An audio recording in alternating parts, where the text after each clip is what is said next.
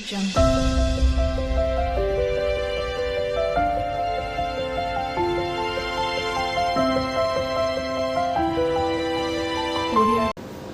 Students, welcome back to my channel. Exercise 8.2 आज start कर रहे हैं। आई होप आपको 8.1 समझ आ गई होगी। तो 8.2 में क्या है मैं बताती हूँ। हमने अभी तक सीखा कि ट्रिग्नोमेट्री की 6 रेशियोज होती हैं। 6 रेशियोज को फाइंड आउट करने सीखा बाय साइड्स। किसी भी राइट एंगल ट्रायंगल की साइड्स दी होंगी, उन साइड्स को हमने बेस लेकर पहले हमने सारी रेशियोज फाइंड आउट की थी। लेकिन अब हमें थीटा के बेस पर, यानी हमें एंगल के बेस पर सारी रेशियोज को वैल्यू फाइंड आउट करनी है। ठीक है, हमें एंगल के बेस पे इस टेबल को कैसे लर्न करना है पहले मैं वो सिखाती हूँ। जैसे sine theta, cos, tan, cosec, sec, cot, ये हमारे पास 6 वैल्यूज, 6 रेशियोज हैं। ये हमारे पास थीटा की वैल्यू है। जैसे sine 0, sine 30, sine 45, sine 60, sine 90, ये हम वैल्यूज निकालेंगे अपने अंदर। ठीक है, तो इस टेबल को निकालने के लिए बहुत सारी ट्रिक्स हैं, बट मैं अभी जो बता रही हूँ आपको वो मैं लर्निंग के लिए बता रही हूँ, कैसे लर्न करना है। मैं अभी आपको ट्रिक नहीं बता रही हूँ। ट्रिक के लिए मैं और वीडियोस बनाऊंगी जिसमें मैं ऑलरेडी ट्रिक्स बताऊंगी। अभी आपको लर्न कैसे करना है उसके लिए बता रही हूँ। साइन थीटा 0, 1, यानी साइन 0 की वैल्यू 0 होती है, 90 की वैल्यू 1 होती है। आपको लर्न कैसे करना है, 0, 1, 1, 0 और 45 की दोनों वैल्यू सेम होती है, यानी 1/√2 एंड 1/2, दोनों वैल्यू सेम है। साइन 30 होगा 1/2 और साइन 60 होगा √3/2, और यही चीज क्रॉस में आ जाएगी।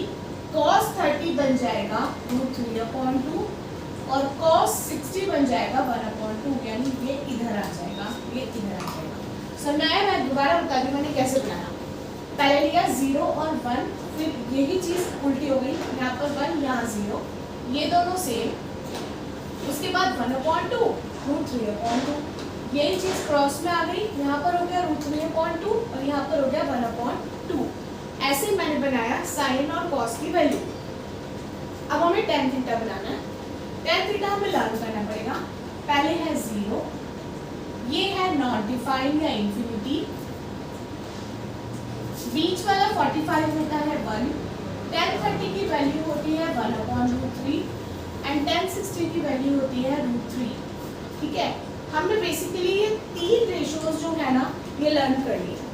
अगर ये 3 रेशियोज लर्न हो गई तो बाकी 3 रेशियोज तो इनकी रेसिप्रोकल है, यानी कि कोसेक थीटा किसका रेसिप्रोकल है, साइन थीटा का। तो साइन थीटा की सारी वैल्यूज का रेसिप्रोकल कर देंगे तो कोसेक मिल जाएगा, यानी 0 का रेसिप्रोकल करेंगे तो क्या मिलेगा, नॉट डिफाइंड यानी इंफिनिटी।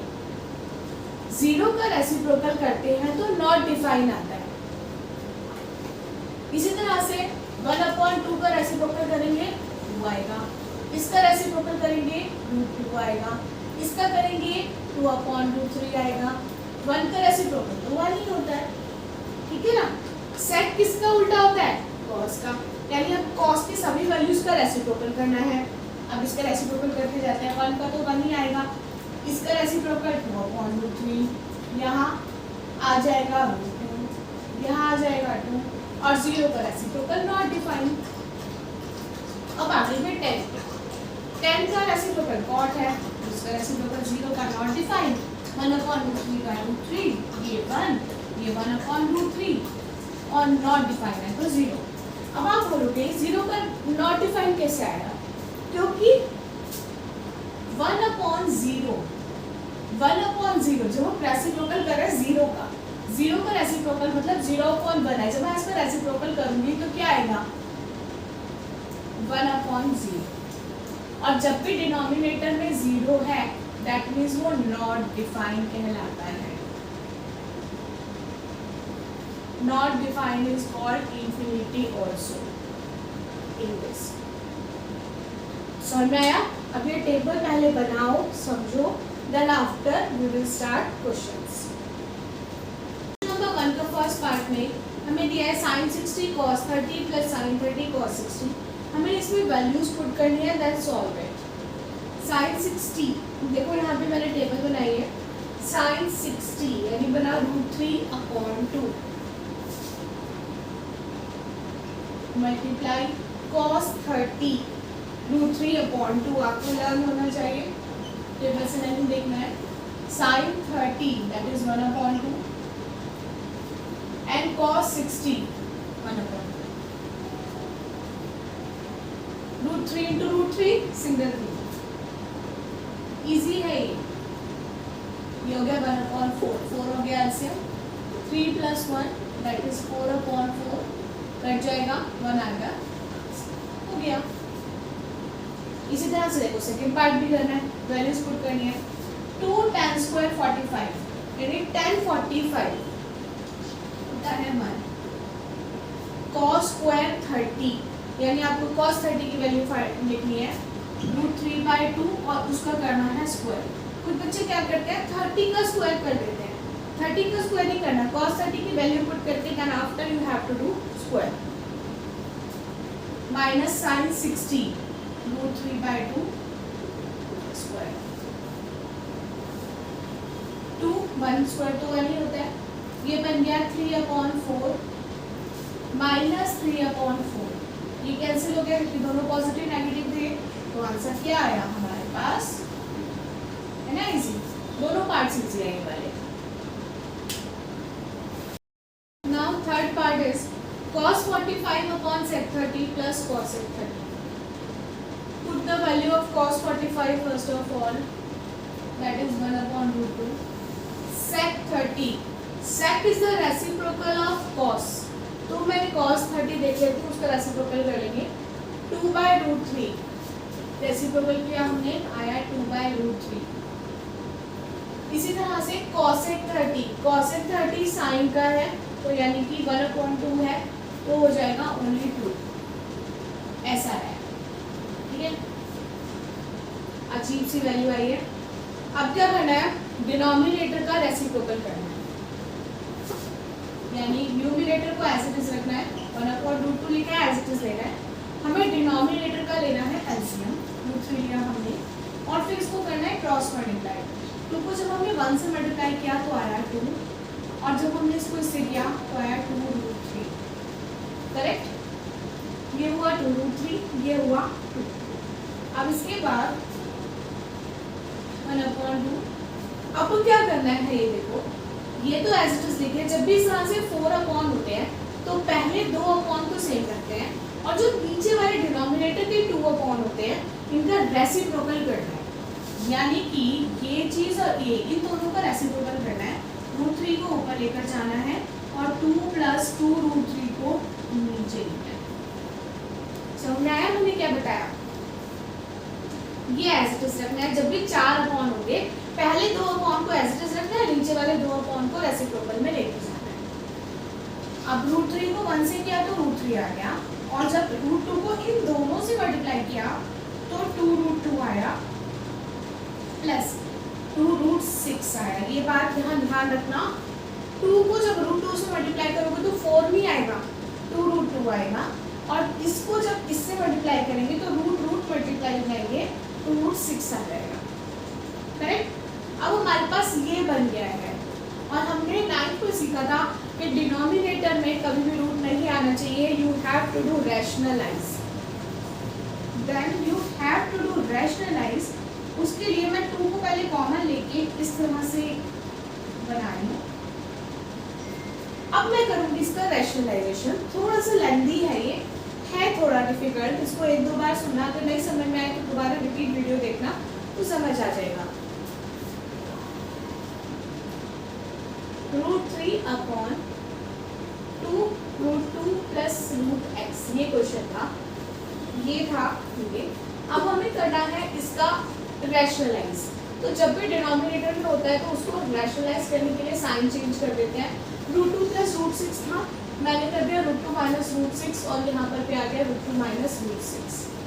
इस तरह से इसको इसी के साथ ही रैशनलाइज करना है साइन चेंज करने के बाद। अब हमारे पास न्यूमिनेटर में ये आ गया, √3 आ गया, ये आ गया, यानी √3 को मैं इन दोनों से मल्टीप्लाई कर रही हूँ। तो हो जाएगा √6 माइनस √18, 6 और 18। अब आ रही नीचे 2 a plus b a minus b a square minus b square. इसको बहुत ध्यान से समझना फिर रिटर्न करना, इस तरह से करना। √6 माइनस √18 अपॉन 2, √2 का स्क्वायर हुआ सिंगल 2 और √6 का स्क्वायर हुआ सिंगल 6। मैंने क्वेश्चन को इस तरह से लिया है। अब डिनोमिनेटर से अंडर रूट रिमूव हो गया, यही मुझे करना था। यहाँ पर भी मैं √18 के फैक्टर बना के जितना 18 बाहर निकल सकता है वो अंडर रूट से बाहर निकालेंगे। जब हम √18 के फैक्टर बनाएंगे यानी एलसीएम लेंगे तो हमारे पास 3 का पेयर बनेगा। दैट मीन्स 3 आ जाएगा बाहर, √2 रह जाएगा अंदर। इस तरह से मैंने 18 को फैक्टर बना के रूट से जितना बाहर निकाल सकते थे मैंने निकाल दिया। अब इनको माइनस किया, 4 आया, -4 इंटू 2 -8। ठीक है, अब ये सॉल्व नहीं हो सकता है, उसको ऐसे छोड़ेंगे। ये वाला जो डिनोमिनेटर में माइनस का साइन है ये ऊपर जाकर साइन चेंज कर देगा और ऐसे हम क्वेश्चन को लिख देंगे। दैट इज द, यानी इस क्वेश्चन में हमने क्या क्या किया था। पहले हमने वैल्यू पुट की थी, देन आफ्टर हमने एलसीएम लिया था। एलसीएम लेने के बाद हमने क्रॉस मल्टीप्लाई करके कुछ इस तरह से किया था। उसके बाद 4 जगह अपॉन आ गए थे, तो पहले 2 अपॉन को एज इट इज रख के नीचे वाले दोनों अपॉन को रेसिप्रोकल किया था। देन आफ्टर हमने 2 को कॉमन निकाल के एक प्रॉपर वे में लिखा था। Then rationalise it, √2 minus √6 upon √2 minus √6। √3 को मैंने इन दोनों से मल्टीप्लाई किया था। √6 minus √18, a plus b a minus b that is a square minus b square, 2 minus 6 यानी आ जाएगा -4 इंटू 2 दैट इज -8। उसके बाद मैंने इस 18 को जितना मैं फैक्टर बना के बाहर निकाल सकती थी अंडर रूट से मैंने बाहर निकाला। That is the answer. इस माइनस को मैं ऊपर लेकर गई हूँ और मैंने साइन चेंज कर दिया है, बस मैंने इतना किया है। तो आपको रैशनलाइज करना सीखना पड़ेगा। इन क्वेश्चंस में अगर डिनोमिनेटर में अंडर रूट आता है तो आपको रैशनलाइज करके उसको प्रॉपर वे में सॉल्व करना है। फोर्थ पार्ट भी थर्ड की तरह से थोड़ा सा टिपिकल है, तो इसको भी बहुत ध्यान से समझना। sin 30 that is 1/2, tan 45 1, cosec 60। cosec किसका रेसिप्रोकल है बताओ? sin का, यानी sin की वैल्यू को रेसिप्रोकल कर देंगे। sin 60 की वैल्यू है √3/2, जिसका हम रेसिप्रोकल करेंगे तो आएगा 2/√3। ठीक है, वैल्यूज को बहुत ध्यान से पुट करना।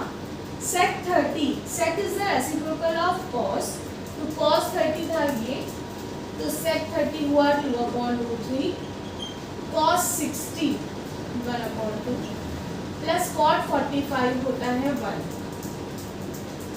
1/1 कर दिया मैंने। अब हमें क्या करना है, इस वाले पार्ट का भी एलसीएम और इस वाले पार्ट का भी एलसीएम, दोनों पार्ट्स का हमें एलसीएम फाइंड आउट करना है। ठीक है, तो हमने जब ऊपर वाले पार्ट का एलसीएम लिया तो आएगा 2√3, क्योंकि डिनोमिनेटर में 2 और √3 था तो एलसीएम क्या आएगा 2√3। अब देखो कैसे लेना है, 2 को इससे कंपेयर करना है। 2 से 2 कैंसिल हो गया, क्या बचा हमारे पास √3। इस √3 को 1 से मल्टीप्लाई करना है, यानी आ जाएगा √3। दोबारा बता रही हूँ, जो एलसीएम आया था 2√3 उसको इसके डिनोमिनेटर से डिवाइड करना है। डिवाइड करके ये दोनों कर दे, हमारे पास बचेगा √3। इस √3 को ऊपर वाले डिजिट से मल्टीप्लाई करना है, यानी न्यूमरेटर से मल्टीप्लाई करना है। 1 को इससे करेंगे तो सेम ही आ जाएगा, तो ऊपर सेम ही आ जाएगा। अब इसको सेम कंपेयर करो, √3 से √3 कैंसिल हो गया, बचा 2, 2 2 ज़ा 4। समझ में आया? अब इसी तरह से नीचे वाला पार्ट करो, इसको भी सेम एलसीएम आ गया 2√3, जैसे ऊपर किया था ना सेम ऐसे कंपेयर करना है। √3 को इससे कंपेयर किया, कट गया, 2 बचा, 2 2 ज़ा 4 प्लस 2 को कंपेयर किया, कैंसिल हो गया, √3 बचा, √3 प्लस ये एज इट इज आ गया। ठीक है, बहुत ध्यान से इसको समझना। अब 2√3 प्लस 1√3 दैट इज 3√3। इसी तरह से यहाँ पे 2√3 प्लस 1√3 दैट इज 3√3। ये मैं एज इट इज ले रही हूँ, ये हो गया 3√3 प्लस 4/2। जो ये एलसीएम वाले 2√3 थे ये मैंने एज इट इज ले लिए। अब क्या करूँगी मैं पहले इसको कैंसिल कर देती हूँ। अब आप पूछोगे कि ये कैंसिल क्यों नहीं हुआ, क्योंकि ये माइनस प्लस के साथ अटैच था, इसलिए न्यूमरेटर वाले कैंसिल नहीं हुए, जो डिनोमिनेटर वाले एलसीएम वाला पार्ट था वो कैंसिल हो गया। तो हमारे पास क्या बचा, देखो हमारे पास बचा 3√3 माइनस 4/3√3 प्लस 4, ठीक है, ये बच गया। अब फिर से देखो डिनोमिनेटर में हमारा रूट आ रहा है तो हमें रैशनलाइज करना पड़ेगा। रैशनलाइज करने के लिए हमें यही सेम लेना है, लेकिन बस साइन चेंज कर देना है। देखो 3√3 प्लस 4 था तो -4 लिखा और मैंने साइन को चेंज कर दिया। अब क्या करना है, 3√3 माइनस 4 दोनों में सेम है तो मैं कर दूंगी इसका स्क्वायर, क्योंकि दोनों थे सेम। नीचे again a plus b a minus b that is a² minus b² apply करेंगे, a² माइनस b²। अब देखो यहाँ पर a minus b whole square से ओपन करेंगे इसे, a² plus b² minus 2ab upon ये ओपन की, देखो ये ओपन करना सिखा रही हूँ। 3√3 का स्क्वायर कितना होगा, तो 3 3 9, पहले इसका स्क्वायर कर लो, यानी 3√3 का स्क्वायर। इसको कैसे निकालना है, 3 3 9 इंटू √3 का स्क्वायर हुआ सिंगल 3 तो बनेगा 27, यानी 3√3 का स्क्वायर बना 27 माइनस 4 4 16। डिनोमिनेटर तो सॉल्व हो गया मेरा, अब मुझे न्यूमरेटर को करना है। 3√3 का स्क्वायर तो मैंने अभी ऊपर ही निकाला था 27 प्लस 16 माइनस ये बना 24√3, ये बन गया 11। इनको प्लस कर देते हैं, 43 माइनस 24√3 डिवाइडेड बाय 11। अगर कुछ कॉमन आ सकता है तो कॉमन लेके काटेंगे, और अगर नहीं आ सकता तो दैट इज द आंसर, और ये नहीं आ सकता। फिफ्थ पार्ट में भी सेम उसी तरह से करना है, वैल्यूज पुट करनी है देन सॉल्व इट। 5 cos 60 की वैल्यू पुट करनी है, यानी 5 इंटू cos 60 है 1/2 स्क्वायर,